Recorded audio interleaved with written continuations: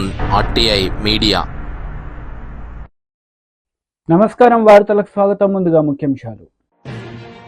మాజీ CM Jagan press meet, పలు అంశాలపై వివరణ.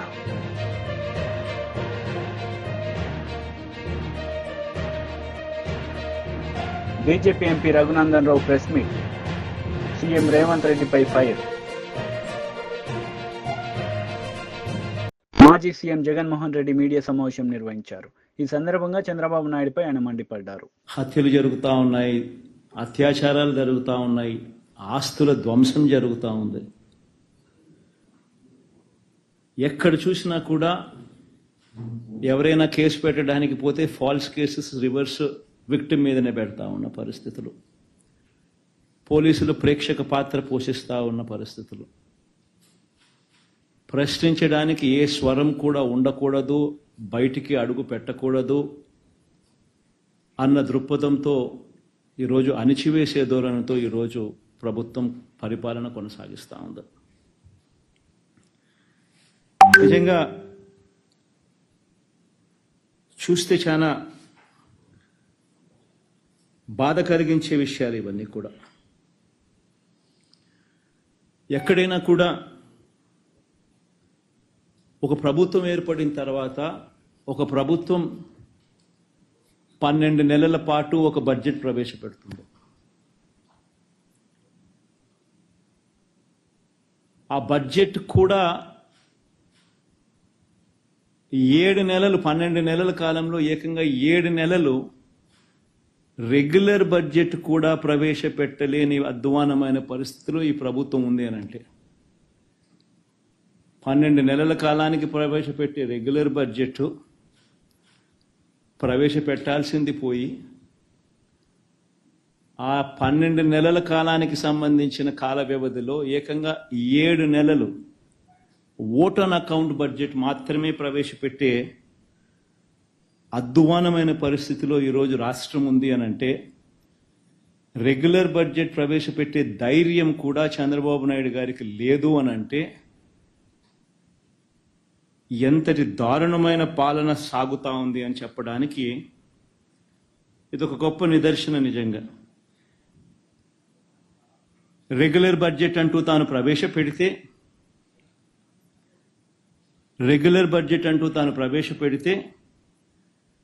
ఆ రెగ్యులర్ బడ్జెట్ ప్రవేశపెట్టేసరికి తాను ఎన్నికల వేళ మోసపూరిత హామీలు ఏదైతే తాను ఇచ్చాడో ఆ హామీలకు సంబంధించిన కేటాయింపులన్నీ కూడా ఆ రెగ్యులర్ బడ్జెట్లో చూపించాలి.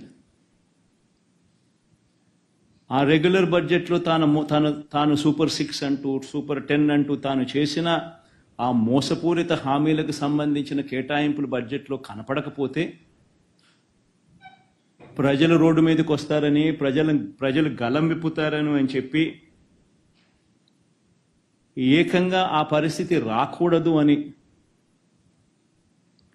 తాను రెగ్యులర్ బడ్జెట్ ప్రవేశపెడితే ఆ రెగ్యులర్ బడ్జెట్లో volume 6, volume 5 which talks about రాష్ట్రానికి సంబంధించిన అప్పులు ఎంత ఉన్నాయి, స్టేట్ గవర్నమెంట్కి సంబంధించిన గ్యారంటీ డెట్ ఎంత, ఇటువంటి అంశాలు కూడా ఆటోమేటిక్లీ మెన్షన్ చేయాల్సి వస్తుంది. ఒకవేళ మెన్షన్ చేస్తే తాను అబద్ధాలు చెప్తా ఉన్నటివన్నీ కూడా ప్రజలకు తెలిసిపోతుంది అని, అది కూడా చేయలేని అని కూడా ఇంకొక కారణంతో ఏకంగా రెగ్యులర్ బడ్జెటే పెట్టకోకుండా చంద్రబాబు నాయుడు గారు దాటవేస్తా ఉన్న ధోరణి. నిజంగా ఎవరైనా కూడా రెగ్యులర్ బడ్జెట్ ప్రవేశపెడితే పథకాలకు సంబంధించి, మేనిఫెస్టోకు సంబంధించి ఆయన ఇచ్చిన హామీలు ఏమిటి, ఆ హామీల మేరకు ప్రజలందరూ ఎదురు చూస్తూ ఉంటారు. ఆ పథకాలన్నీ అందులో ఉన్నాయా, ఆ పథకాల డబ్బులు మాకు వస్తాయి అని చెప్పి ఎదురు చూస్తూ ఉంటారు.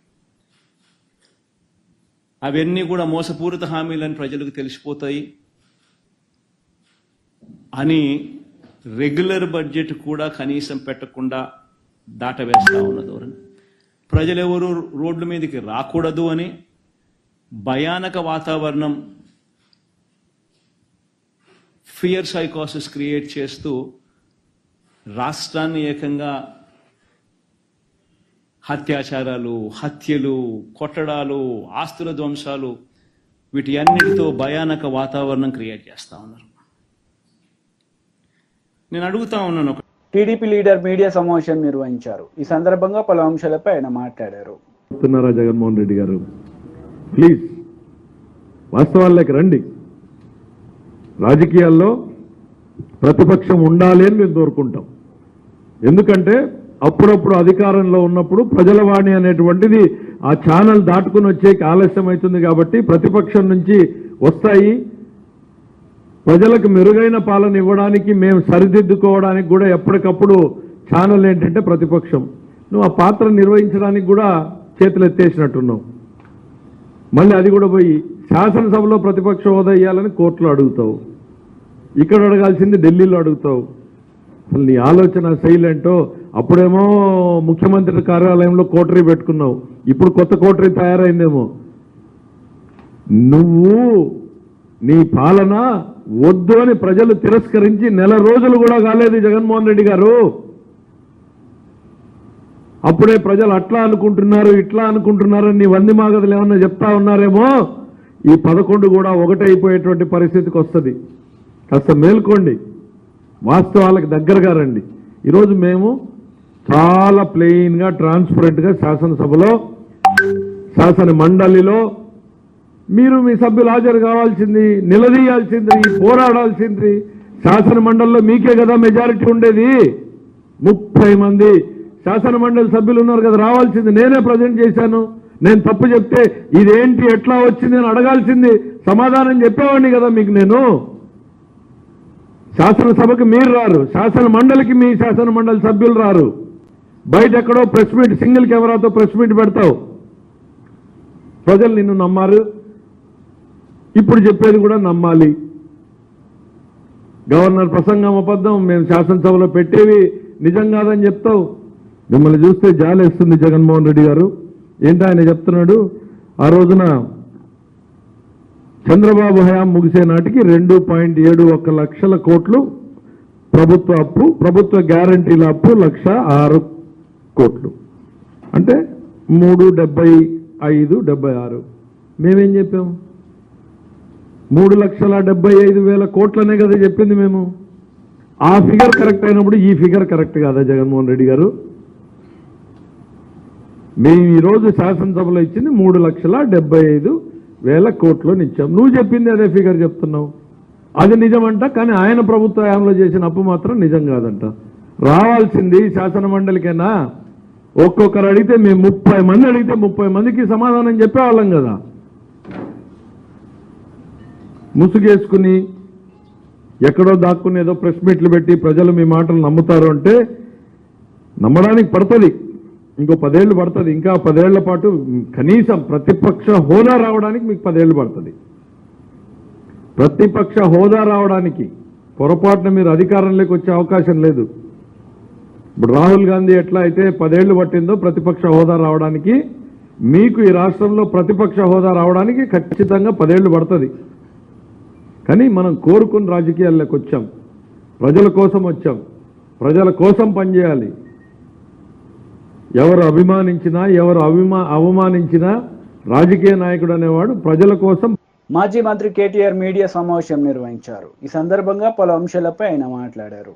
ఏ ప్రభుత్వము చేయనంత వేగంగా ఇంత పెద్ద ప్రాజెక్టు నిర్మాణం చేసి, ఈ ప్రాజెక్టు ద్వారా ప్రతి పంటకు కొత్తగా ఒక 18-19 లక్షల ఎకరాలకు నీళ్లు ఇవ్వాలని, అదేవిధంగా ఉన్న ఆయకట్టును దాదాపు ఒక 19-20 లక్షల ఎకరాలను శ్రీరామ్ సాగర్ కింద కావచ్చు, నిజాం సాగర్ కింద కావచ్చు, సింగూర్ కింద కావచ్చు స్థిరీకరించాలని ఒక అద్భుతమైన బృహత్ సంకల్పంతో, తెలంగాణలో మళ్లీ కరువు అనే మాటనే వినబడకూడదనే ఒక అద్భుతమైన ముందు చూపుతో గౌరవ పెద్దలు కేసీఆర్ గారు అఖండమైన సంకల్ప బలంతో, దైవ ఆశీర్వాదంతో మరి కాళేశ్వరం ప్రాజెక్ట్ ని నిర్మించిన విషయం మనందరికీ తెలుసు. ఒక మాటలో చెప్పాలి అంటే, చాలా మందికి తెలుసు అయినప్పటికీ ఒక మాటలో చెప్పాలి అంటే, తెలంగాణ భౌగోళికంగా చూసినట్టయితే ఇట్లా ఒక గుడిసెలాగా ఇటువైపు నుంచి గోదావరి, మరొక వైపు నుంచి కృష్ణానది పారుతూ ఈ పద్ధతుల్లో భౌగోళికంగా ఉంటుంది. మరి మనకున్న పరిస్థితుల్లో, మనకున్న వాతావరణ పరిస్థితుల్లో ఈ రెండు జీవనదుల నుంచి నీళ్లు తీసుకోవాలి అంటే ఇవాళ ఇటు ప్రాణహిత, గోదావరి, మానేరు ఈ అన్ని నదులు కలిసే ఈ పాయింట్ లో నీళ్లు తీసుకుంటే మొత్తంగా ఈ పాయింట్ నుంచి ప్రతి పాయింట్ కూడా నీళ్లు తీసుకోవచ్చు, తెలంగాణలోని ఇంచు తడపొచ్చు అన్న ఉద్దేశంతో కేసీఆర్ గారు ఒకటి కాదు బహుళార్థ ప్రయోజనాలు ఉన్న ఈ ప్రాజెక్టును రూపొందించడం జరిగింది. ఇవాళ ఎక్కడైతే మనం నీళ్లు చూస్తున్నామో ఇది దాదాపు 80-90 మీటర్ల మీద సముద్ర మట్టానికి ఇక్కడ ఉన్నది. అదే హైదరాబాద్ తీసుకుంటే 535 మీటర్ల మీద ఉంటుంది. కరీంనగర్ ఏదైతే ఎల్ఎండి చెప్తున్నారో గౌరవనీయులు కమలాకర్ గారు, అక్కడ దాదాపు 300 పైచిల్కు మీటర్ల మీద 350 మీటర్ల దాకా అక్కడ ఉంటది. అంటే ఇక్కడ నుంచి అక్కడికి నీళ్లు తీసుకొని పోవాలంటే నీళ్లు ఎత్తిపోసుకుంటూ ఒక్కొక్క దశలో కొన్ని నీళ్లు తీసుకొని పోతూ అల్టిమేట్ గా పైదాకా 618 మీటర్లు ఏదైతే కొండపోచమ్మ సాగర్ ఉందో అక్కడ దాకా నీళ్లను తీసుకొని పోవచ్చు. మార్గ మధ్యంలో ఉండే ఊర్లు గాని, పట్టణాలు గాని మంచినీళ్లు తాగిపించవచ్చు. అదేవిధంగా లక్షలాది ఎకరాలకు సాగునీరు అందించవచ్చు. మధ్యలో ఎవరైనా పరిశ్రమలు పెట్టాలనుకుంటే ఆ పరిశ్రమలకు కూడా నీరు అందించవచ్చు. అదేవిధంగా మత్స్య సంపద ప్రోత్సహించవచ్చు. ఇట్లా బహుళార్థకమైన ఒక మల్టీపర్పస్ ప్రాజెక్టు కామధేనువు లాంటి ప్రాజెక్టు తెలంగాణకు, కల్పతరువు లాంటి ప్రాజెక్టు కాళేశ్వరం. ఇవాళ నిన్న ఈ 2 రోజులు కూడా బీఆర్ఎస్ శాసనసభ్యులు, శాసన మండలి సభ్యులు, సీనియర్ నాయకుల బృందం పెద్దలు కేసీ ఎగువన మహారాష్ట్ర నుంచి శ్రీరామ్ సాగర్ మీద నుంచి కిందికి వచ్చే గోదావరి ఏదైతే ఉందో అక్కడ ఇవాళ నీళ్లు లేవు.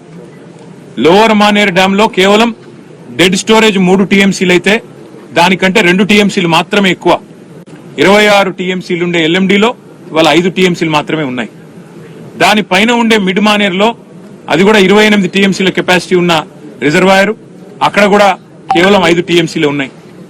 దానిపైన ఉండే శ్రీరామ్ సాగర్ ప్రాజెక్టు, పోచంపాడు ప్రాజెక్టు ఏదైతే అంటారో దాని సామర్థ్యం మొత్తం 90 టీఎంసీలు అయితే ఈ రోజుకి ఈ నిమిషానికి అక్కడ ఇన్ఫ్లో ఉన్నప్పటికీ కేవలం 25 టీఎంసీల కంటే తక్కువనే నీళ్లు అక్కడ ఉన్నాయి. అంటే వెరసి మనం గమనిస్తే పైనుంచి నీళ్లొచ్చే పరిస్థితి మాత్రం కనబడతలేదు. గతంలో ఇక్కడ కమలాకర్ గారు, రమణ గారు, ఇంకా మేమందరం కూడా ఆనాడు పైన మహారాష్ట్ర బాబ్లీ ప్రాజెక్టు కట్టడం వల్ల శ్రీరామ్ సాగర్ కి నీళ్లు రావడం లేదు, ఆగిపోతున్నాయని చెప్పి కూడా ఆనాడు ఆందోళన చేసిన విషయం కూడా మీకు గుర్తుండాలి. కాబట్టి ఇవాళ అక్కడి నుంచి నీళ్లు వచ్చే పరిస్థితి అయితే కనబడతలేదు. అదేవిధంగా కాళేశ్వరం ప్రాజెక్టులో భాగంగా అన్నిటికన్నా మానవ నిర్మితమైన, ముఖ్యంగా కరువు పీడిత ప్రాంతాలైన సిద్దిపేట కావచ్చు, సిరిసిల్ల కావచ్చు, మానకొండూరు, అదేవిధంగా చొప్పదండి, ఇంకా పైకి పోతే అదేవిధంగా హుస్నాబాదు, ఆ పైన దుబ్బాక, గజ్వేలు, ఆ ప్రాంతాలు, ఆ పైకి పోతే ఆలేరు, భువనగిరి దాకా ఏవైతే కాళేశ్వరం ప్రాజెక్టులో భాగంగా రిజర్వాయర్లు కట్టుకున్నాము, మిడ్మానేరు, రాజరాజేశ్వర సాగరు, దానికి పైకి అన్నపూర్ణ రిజర్వాయరు, ఆ పైకి రంగనాయక సాగరు, దాని మీదికి మల్లన్న సాగరు, దానిపైన కొండపోచమ్మ సాగర్. అంటే హైదరాబాద్ కూడా. బీజేపీ లీడర్ మీడియా సమావేశం నిర్వహించారు. ఈ సందర్భంగా పలు అంశాలపై ఆయన మాట్లాడారు. గుంపు మేస్త్రీలకి what is the state share in central taxes తెలియదు. దసంటోళ్ళని మాట్లాడమంటే గాడిద గుడ్డుల కంటే ఇంకెక్కువ ఏం మాట్లాడతారన్న. గాడిద గుడ్డు పెట్టదనేటువంటి అవగతం లేనటువంటి వాళ్ళు ముఖ్యమంత్రులు కావడం అనేది తెలంగాణ రాష్ట్రానికి దురదృష్టం అనుకోవాలి. ఒక ఆయన అమెరికాలో బాత్రూమ్లు కడిగేట ఆయన, ఇంకొక ఆయన గుంపు మేస్త్రి గోడలకు పెయింట్ వేస్ట్ ఆయన. ఇసంటోళ్ళు తెలంగాణను పాలిస్తే ఇంతకంటే మంచి మాటలు ఏమొస్తాయన్నా? ఇంతకంటే మంచి మాటలు ఎక్స్పెక్ట్ చేయడం అనేది తెలంగాణ సమాజానికి దురదృష్టకరం. I'm straightly asking only under 2 heads. మీరు Telangana budget at glance page number బట్టి గారు వినండి. మీరు ఇచ్చినటువంటి తెలంగాణ బడ్జెట్ ఎట్ గ్లాన్స్ అని రాసిన దాంట్లో మీరు రాసిన అక్షరాలే చదువుతా ఉన్నా. State share in central taxes 26,216 కోట్లు. ఇది గాడిద గుడ్డ అవుతుందా? బట్టి and mister Revanth should answer it. ఇంకొక హెడ్డింగ్ గ్రాంట్ ఇన్ ఎయిడ్ అని చెప్పిర్రు. 21,636 కోట్లు వచ్చింది గ్రాంట్ ఇన్ ఎయిడ్ కింద అని చెప్పిర్రు. ఆంధ్రప్రదేశ్కి ఇచ్చింది ఎంత? 15,000 కోట్ల లేదా మీరు చెప్తా ఉంది. మళ్ళీ ఇది గాడిద గుడ్డ అవుతుందా? ఒకసారి చెప్పాలి. ఆలోచన లేని మాటలు, అర్థరహితమైనటువంటి మాటలు.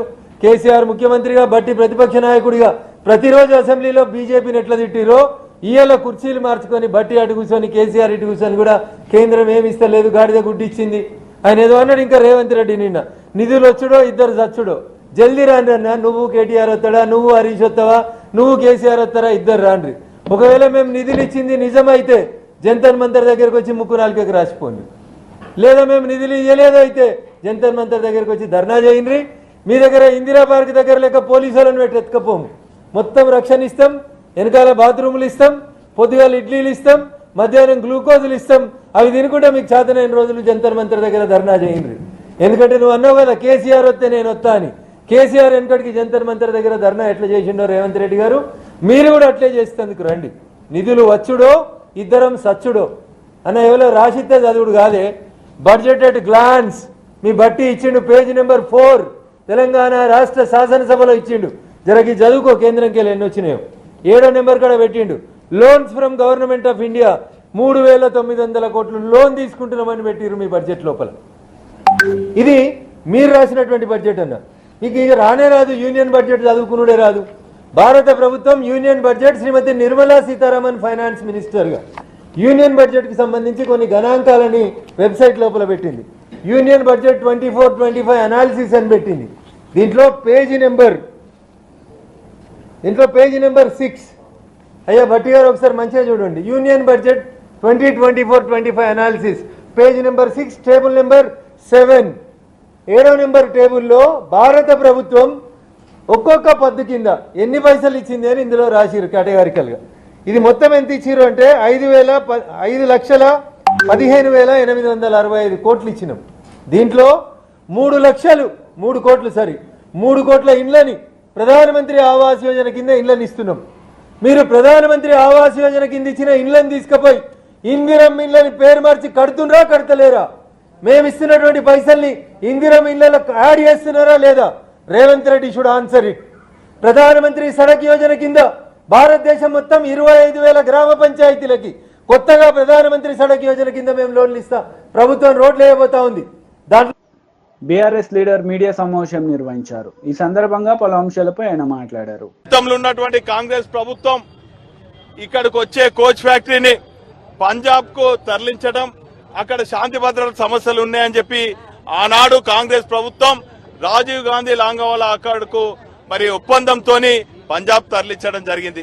ఒకవైపు కాంగ్రెస్ నిర్లక్ష్యం చేస్తుంటే మరోవైపు మేమేం తీసిపోము, ఈ తెలంగాణకు మేము కూడా అన్యాయం చేస్తామని చెప్పి గత 10 ఏళ్ల నుంచి తెలంగాణ రాష్ట్రం ఏర్పడిన తర్వాత విభజన చట్టంలో ఉన్నటువంటి ఏ ఒక్క హామీ నెరవేర్చకుండా బీజేపీ నిర్లక్ష్యం వహిస్తున్నది.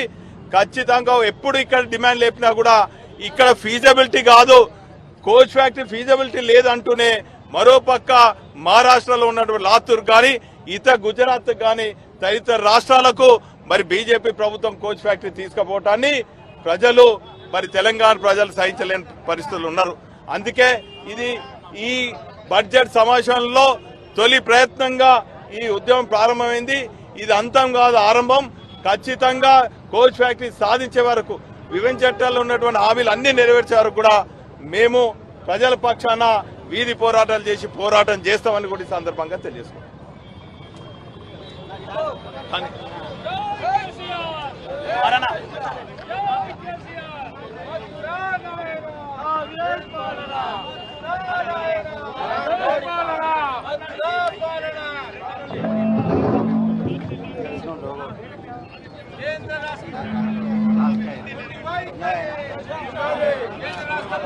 మొన్న కేంద్ర రాష్ట్ర ప్రభుత్వాలు ప్రవేశపెట్టిన బడ్జెట్ నిధుల్లో రాష్ట్రానికి కానీ మన రవాణాలు కానీ ఎటువంటి ప్రయోజనం లేకుండా వాళ్ళ బడ్జెట్ రూపొందించిందో వాస్తవంగా తెలంగాణ రాష్ట్రం మీద బీజేపీ ప్రభుత్వం సంస్థలపై మేయర్ సంఘం 10,000 సంఘం చేసింది. ఈసారి కూడా అదే విధంగా ఉన్నది. రాష్ట్ర ప్రభుత్వం కూడా ఏదో ఈ కేంద్ర ప్రభుత్వం మనకు ఏదో సబర్లపైన ఆలోచన నుండి బలదేశ మిగిలింది. భాగంగా ముందు సమాధానం ఇప్పుడు ముందు లెక్కకుండా ఏది కూడా మనకు ఎటు చేయకుంటే అన్న బంధువులు ఏదైతే పెట్టిందో వాస్తవంగా అది ప్రజల ప్రజలకు సంక్షేమ పథకాలు అందించలేని బడ్జెట్. కాబట్టి మన అందరం ఇవాళ ఈ కాంగ్రెస్ వ్యవస్థలో మన ఉమ్మడి జిల్లా తర్వాత ఉమ్మడి జిల్లా వార్తలు ముగించే ముందు ముఖ్యాంశాలు మరోసారి. మాజీ సీఎం జగన్ ప్రెస్ మీట్, పలు అంశాలపై వివరణ.